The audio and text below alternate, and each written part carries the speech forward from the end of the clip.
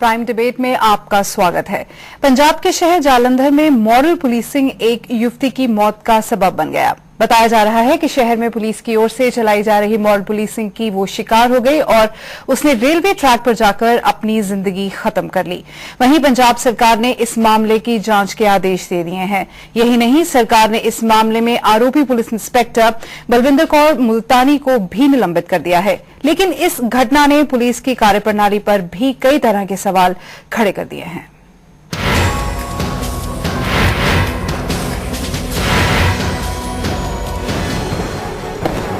Please ma'am, please please ma'am.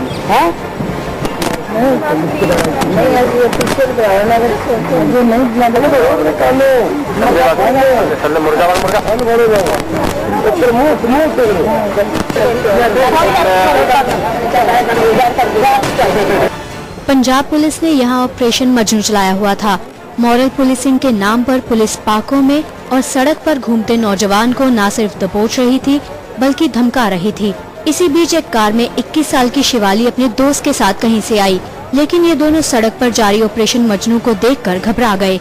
लिहाजा इन्होंने वहां से अपनी कार भगा दी, पर आगे जाकर उनकी कार का एक्सीडेंट हो गया। इसी दौरान ऑपरेशन मजनू चलाने वाली पंजाब पुलिस की इंस्पेक्टर बलविंदर कौर मुल्तानी वहां आधम की। इस दौरान उनके साथ मीडिया की टीम भी थी। लड़की ने मीडिया को तस्वीर लेने से मना किया। यही नहीं, कहा जा रहा है कि शिवाली ने ऐसा करने पर खुदकुशी की धमकी भी दी।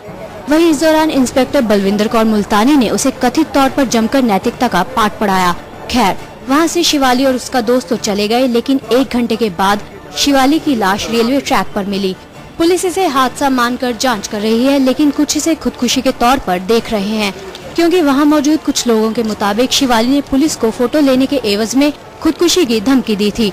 हालांकि इस घटना के बाद पंजाब सरकार ने इस मामले की जांच के आदेश दे दिए हैं। यही नहीं, सरकार ने इंस्पेक्टर बलविंदर कौर मुल्तानी को भी निलंबित कर दिया है। पर दिल दहला देने वाली इस घटना ने पुलिस की इस हरकत पर कई सवाल खड़े कर दिए हैं। मसलन, मॉरल पुलिसिंग का अधिकार पुलिस को किसने दिया? क्या किसी शख्स को अपनी मर्जी से किसी के साथ घूमने का अधिकार नहीं है?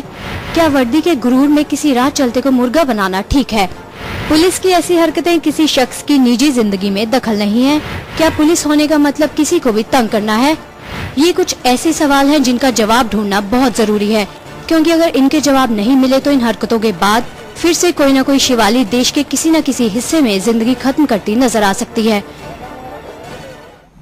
इस मुद्दे पर चर्चा करने के लिए हमारे साथ आज स्टूडियो में मौजूद है डॉक्टर जितेंद्र कौर, जो MCM DAV कॉलेज में पंजाबी और मिडीवियल लिटरेचर पढ़ाती हैं और सामाजिक मुद्दों के साथ गहराई से जुड़ी हुई हैं।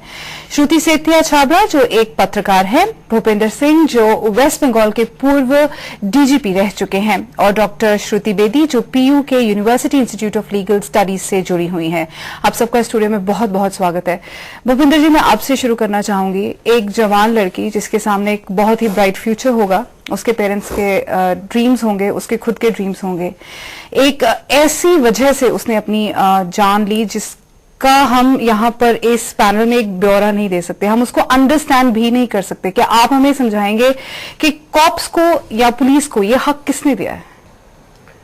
नहीं, अभी जो मैंने ये क्लिप देखा है जी, मैं तो एकदम आई एम शॉक्ड कि ऐसी भी एक चीज हो सकती है जी, क्योंकि दे हैव नो राइट। ठीक है, कॉलेज के सामने उन्होंने नाका लगा रखा था, मे बी कोई स्पीडी ड्राइविंग हो रही है, कुछ लड़के लड़कियां जो होता है जोश में आके कभी गाड़ियां चलाती हैं तो एक्सीडेंट हो सकते हैं या और कुछ दुर्घटनाएं हो सकती हैं। बट अगर आपने चेकिंग की है और उसके बाद आपसे जो नाका को देख के अगर वो गाड़ी भाग रही है तो और एक्सीडेंट हो जाता है, तो उनको वहां से बाहर गाड़ी से निकाल के उनको बैठकें करवानी या लड़की को उल्टे सीधे सवाल पूछने, ये पुलिस का कोई हक नहीं है पुलिस का। बिल्कुल। तो ठीक है, अगर कोई लॉ वगैरह ब्रेक किया है उन्होंने तो सीधी बात है, आप उनको चालान कीजिए और जो भी लीगल कार्रवाई है वो करिए। बट इस प्रकार से ऐसे इनसेंसिटिव वे से उनको ये करना और सबके सामने, और तो क्या आप इसको वर्दी का रौब झाड़ना बोलेंगे? मैं तो ये नहीं समझ पा रहा कि ये सब चीजें आप कर रहे हैं और मीडिया भी वहां पे उपस्थित है और मीडिया भी इसको पूरी तरह से रिकॉर्ड कर रही है।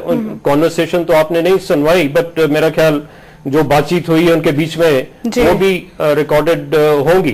तो कल को जो इंक्वायरी होगी तो उसमें से ये सब सबूत तो सामने आएगा ही। तो it is really very very shocking. Of course at that point of time कोई ये सोच नहीं सकता था कि वो इतना बड़ा जो कदम है वो उठा लेंगे, वो लड़की वहां से निकल जाएगी और उसके पीछे जब वहां से वो निकली उसके पीछे कोई गया तक भी नहीं कि अभी कहाँ जा रही है। और अगर उसने, जैसे कि एलिगेशन लगाया जा रहा है कि उसने खुदकशी की एक धमकी भी दी पुलिस को कि अगर आप ऐसे करेंगे तो मैं ये कर सकती हूँ। तो she should have, I mean that should have been taken seriously, right, and do you know sensitive with due sensitivity. और अगर वहां से कहीं पे जा रही है तो उसके कुछ लोगों को उसका पीछा करना चाहिए था, भी देखते हैं कहाँ जा रही है, क्या हो रहा है जी।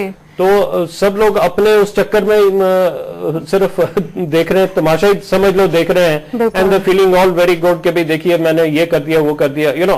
आई don't think so this is right. Shruti, आप एक पत्रकार हैं और ऐसी सिचुएशन में आपने भी देखा पत्रकारों ने पुलिस का किस तरह से साथ निभाया है, तो ये कहाँ तक जायज है? देखिए, this is of course an hair-raising incident. You know, such a kind of incident when you come across as a journalist, you jump to such stories. You know, because these are the kind of stories which are seen, which are come on the prime times. Ji, but you know, जहाँ पे बहुत ही भड़काने वाले मुद्दों को these are the kind of stories दिखाया जाता है। जी जी।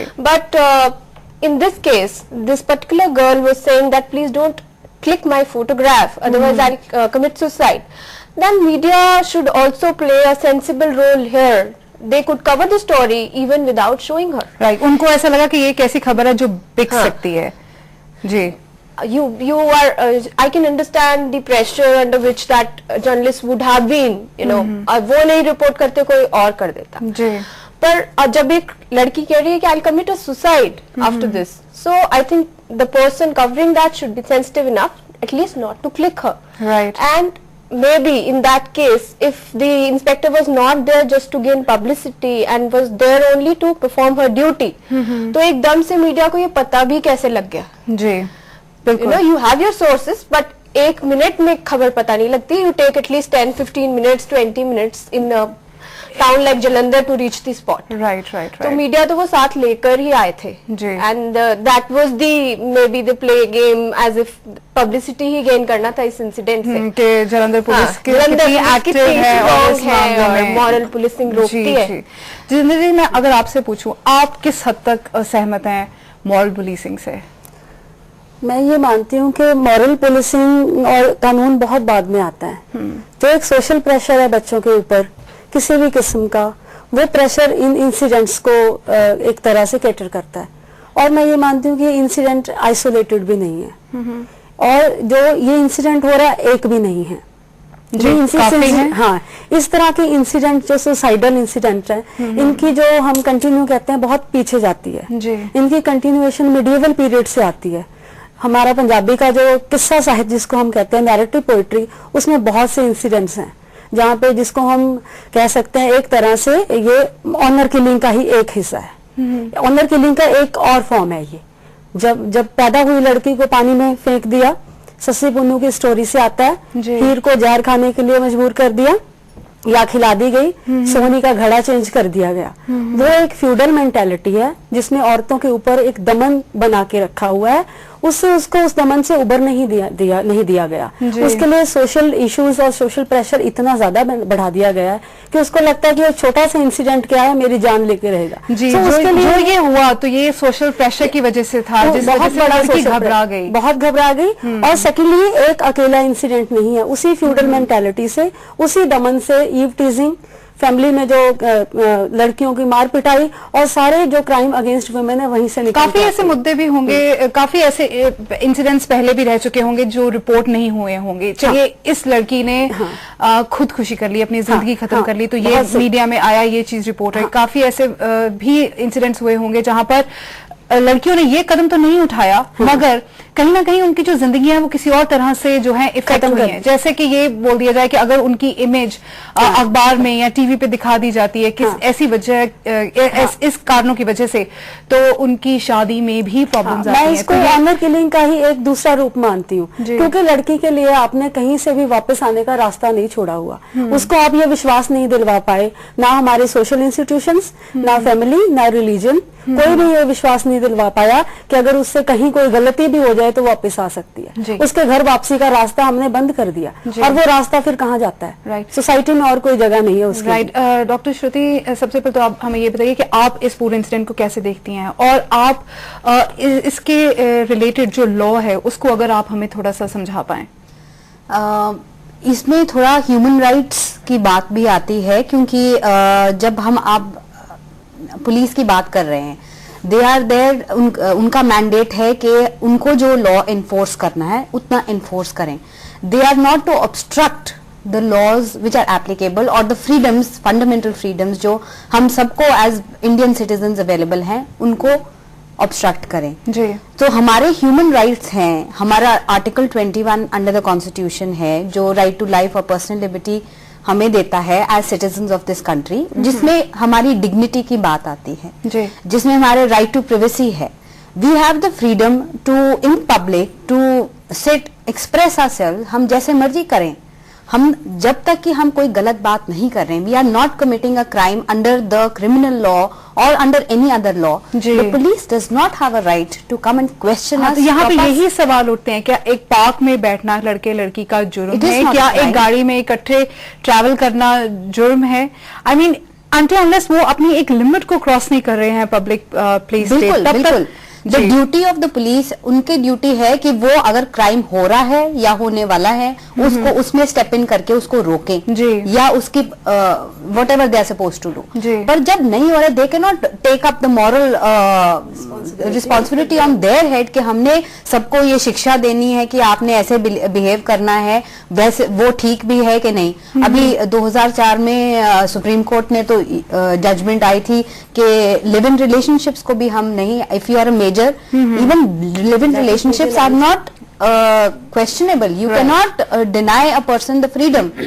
If they want to live in a certain way, आपकी मर्जी है। जी जी, मतलब इसमें ही मैं ये ऐड करना चाहूंगी कि हमारा जीने का अंदाज बदल गया है, पर समाज उसको स्वीकार नहीं कर पा रहा। बच्चे हमारे जीने के नए अंदाज के साथ जुड़े हुए हैं। आप इस बात को कैसे लें, अगर हम ये कहें कि जो एक माँ बाप की जिम्मेदारी होती है, क्या वो पुलिस को उठानी चाहिए, जबकि ऑलरेडी इन बच्चों के माँ बाप हैं, उनके घर में एक ऐसा माहौल है जो उनको एक प्रोटेक्ट करके रखता है, या जो उनको मॉरली एक सोसाइटी में कैसे स्टैंड करना चाहिए वो सिखाते हैं। तो इसका रोल यहाँ पे कहाँ पे? हमारे वही मैं कह रही हूँ ना, हमारी सोसाइटी में ऑलरेडी रोल्स डिवाइडेड हैं। फैमिली का ही रोल है इसमें, फैमिली की सपोर्ट ज्यादा है, इसमें पुलिस का रोल नहीं बनता है, क्योंकि फैमिली से ही आया है बच्चा, उसकी फर्स्ट रिस्पॉन्सिबिलिटी बनती है। पेरेंटिंग अपने आप में बहुत रिस्पॉन्सिबल ड्यूटी है।